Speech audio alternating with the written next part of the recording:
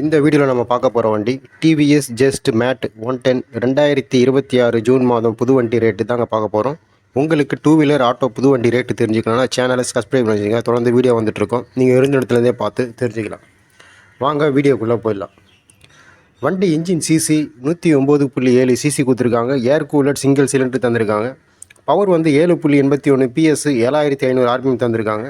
Torque வந்து 8.8 nm 5500 RPM தந்திருக்காங்க. வண்டி வெயிட் வந்து 103 கிலோ கொடுத்துருக்காங்க. Fuel tank capacity 4.9 litre petrol குடிக்க சொல்லியிருக்காங்க.